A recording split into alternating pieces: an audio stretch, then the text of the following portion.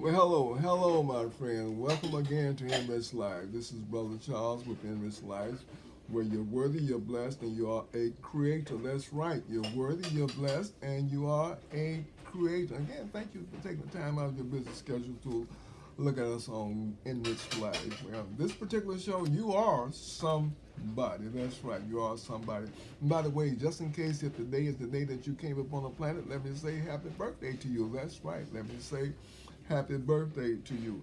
On this particular program, we like to have fantastic topics that we discuss, that we build our topics on biblical principles. So therefore, we have another fantastic topic tonight, and what we're going to do is to discuss that topic with you. Uh, Tonight, we have two words that we're going to be looking at. Those two words are going to be activate and trigger. Activate and trigger. That's right.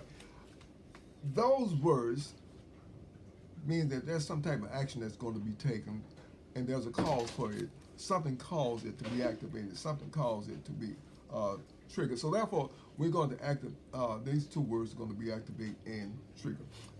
The scripture that we're going to be using will be coming out of Mark, the 5th chapter, Mark 5:25 to 34. Of course, it's a very familiar topic that it deals with the discussion of the woman with the issue of blood. We all know about that particular topic. If you're familiar with the stories in the Bible, that's one that quite a few people are familiar with. This one particular woman had an issue of blood, and she had been with this particular ailment for 12 years. 12 years, that's right. And so now she hears about Jesus. And this is very interesting because when she heard that Jesus could heal her particular situation, she goes on. This activates her faith, and her faith is activated through her belief, and this triggers her response that she's going to go to him no matter what. She is going to go to Jesus and get healed. Now, the thing that's so intriguing about this is that her faith is activated by the fact that she heard that Jesus could heal. That's what's so interesting about this. And so when she heard that Jesus could heal, she goes and pursues the option of seeing Jesus. She said, no matter what takes place, I'm going to see Jesus. That's right. And so she does this. She does this. And when she does this, the forces are set in motion for her healing to take place.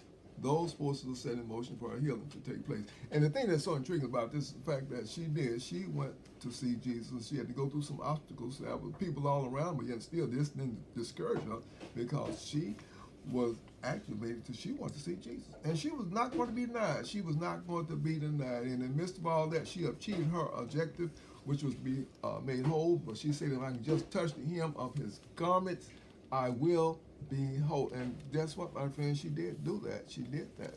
And when she found out when Jesus said, somebody touched me, and the disciples said, hey, everybody's all right. Everybody's, he said, no, somebody touched me. He understood that virtue had gone out of him. Therefore, the lady came forward and she said it was me. She looked at me.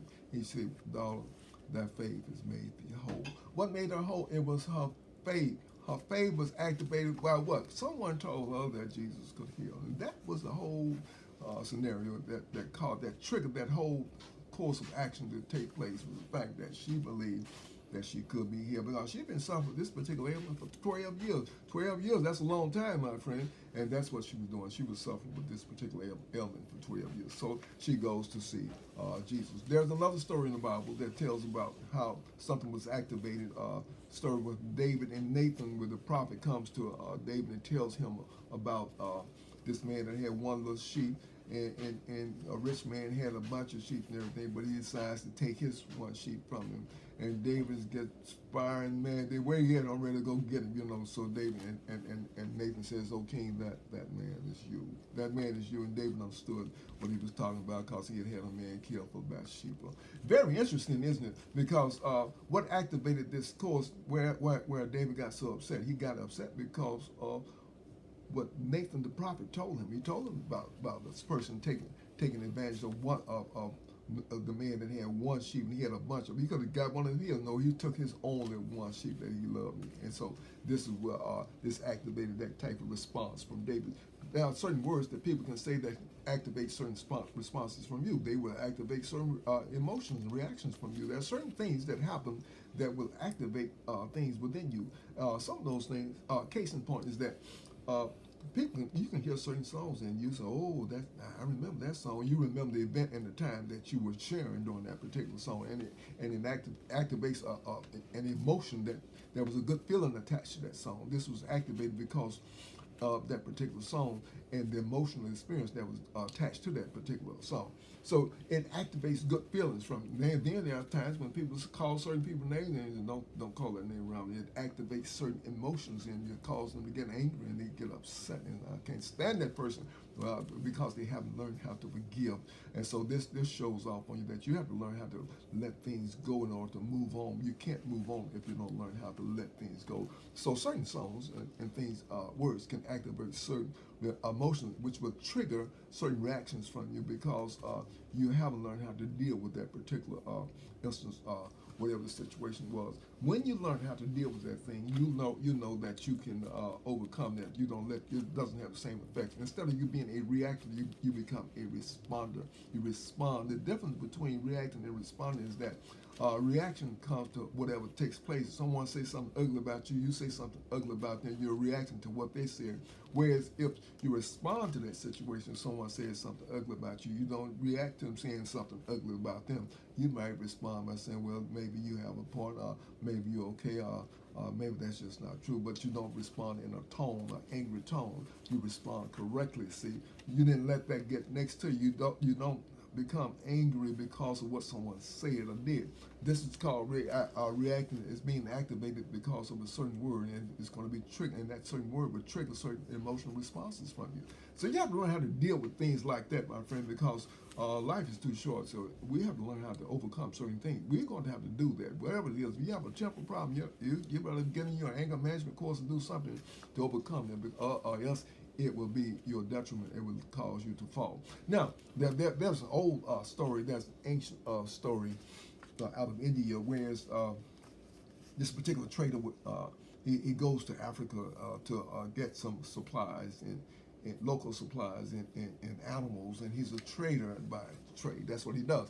And so he goes there, and so on being in Africa, he goes out in the jungle and he stumbles upon this place where there are thousands of beautiful multicolored parrots, and they're all talking and looking good and everything. So he decides to capture one and take one back home. So he captures one and he takes it back home to him. And so he has this parrot in the cage, and this parrot is in the cage, and he takes care of this parrot. He feeds it very good and takes care of it very well and everything. But the parrot is in the cage. So all of a sudden, 2 years come, and he says, well, he's going back to Africa. He asks the parrot, is there anything that you want me to tell your friends when I get back over there? And the parrot said, yes. He said, yes. So tell them that I am doing fine in this cage and give them my love to everybody. Tell them that I'm doing fine. Every day I'm doing fine in this cage. And so the guy said, okay. So he goes back and he just goes out there and he tells the parrot, he says, the parrot says to tell you that he's doing fine in his cage and to give you his love and everything. And when one parrot, he heard that, he just fell dead. Tears rolled up in his eyes and he fell dead. And the trader looked and said, he must be very close to that particular parrot like that, if I can do like that. So on his way back home, so he goes back home and he gets back home and he tells his parrot what happened when he told him what he said. And so when he told his parrot that, his parrot, tears rolled up in his eyes and the parrot just fell dead in his cage. And the trader looked, he said, he must have been very close to that particular parrot. And so he takes that parrot and throws him out on the garbage dump or whatever. And then all of a sudden the parrot flies away and goes up to a limb. And the trader say, you weren't dead. He said, why did you deceive me? You weren't dead. He said, why? He said, that parrot from Africa sent me a message. And he said, and the message that he sent me was that in order for you to get out of that cage, you have to die while you are alive. And that was the message to him. He said, oh, in other words, if you want to ever be free of that cage, you're going to have to die while you're alive. So the parrot understood exactly what the message was. You and I are encased in bodies, my friend, so we will come out of them one day and everything. But this is what the message was saying, that if you want to overcome sin and any kind of thing, you have to die to it while you're alive. In other words, death doesn't have, you're free from it after you die to it. So that was the message to that. This particular instance with the lady in with the issue of blood for 12 years, she said, if I can just touch the hem of his garment, I will, what will be made whole. She was activated, her faith was activated when she heard about Jesus' healing. That activated her faith, and she believed that. And when she believed that, that triggered an emotional response. She said, I got to get to him. And so she went to him, and she got to him, and she understood that Jesus was in the vicinity. She said, I am going to see him. So if I can just touch him, he's gone. And so she goes there, and she gets there. And when she gets there with Jesus, she touches him. And the disciples said, Jesus said, somebody touched me. He said, everybody's touching you. He said, no, somebody touched me. He understood that virtue had gone out of him. And so the lady came forward, and Jesus said, daughter, your faith has made you whole.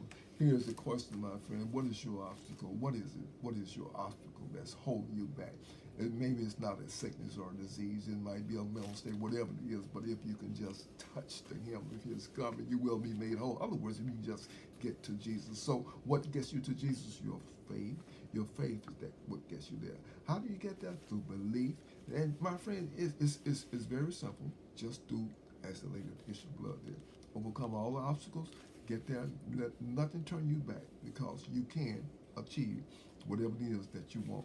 Until next time, let me say this to you, my friend. Happy Resurrection Day to you. Happy Resurrection Day to you. And until next time, let love, joy, peace, and happiness forever be in your presence as you walk upon this good earth. Hey, give us a thumbs up on this if you like this, and share this with one of your friends. Until next time, you be blessed.